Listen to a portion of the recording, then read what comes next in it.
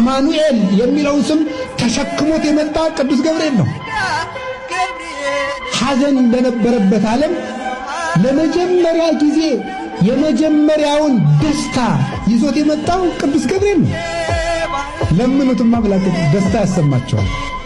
ከልቤ እማምላክ እማምነው እንደምናገር የቅዱስ ገብርኤልን መልክ ድርሳን የሚደግም እሱን የሚያምን ሰው በዓሉን የሚያከብር ጊንጥ አይነድፈው፣ እባብ በመርዙ አይነካው፣ ዘንዶ ሊውጠው አይቻለው፣ አንበሪ ሊውጠው አይቻለው። ደስ ይበልሽ ጸጋ የሞላብሽ ሆይ ጌታ ከአንቺ ጋር ነው፣ አንቺ ከሴቶች መካከል የተባረክሽ ነሽ አላት። እርሷም ባየችው ጊዜ ከንግግሩ በጣም ደነገጠችና ይህ እንዴት ያለ ሰላምታ ነው ብላ አሰበች። መልአኩም እንዲህ አላት፣ ማርያም ሆይ በእግዚአብሔር ፊት ጸጋ አግኝተሻልና አትፍሪ። እነሆም ትጸንሻለሽ፣ ወንድ ልጅም ትወልጃለሽ፣ ስሙንም ኢየሱስ ትዪዋለሽ። እርሱም ታላቅ ይሆናል፣ የልዑል ልጅም ይባላል። ጌታ አምላክም የአባቱን የዳዊትን ዙፋን ይሰጠዋል።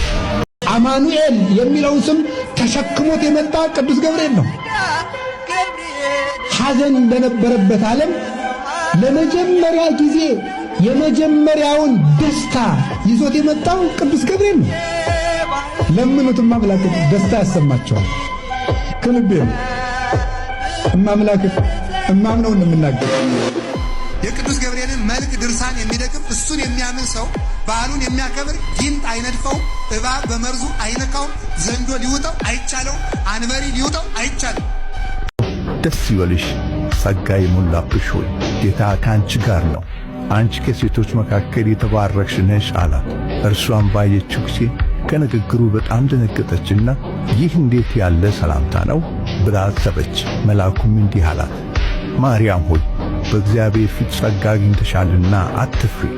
እነሆም ትጸንሻለሽ፣ ወንድ ልጅም ትወልጃለሽ፣ ስሙንም ኢየሱስ ትዪዋለሽ። እርሱም ታላቅ ይሆናል፣ የልዑል ልጅም ይባላል። ጌታ አምላክም የአባቱን የዳዊትን ዙፋን ይሰጠዋል።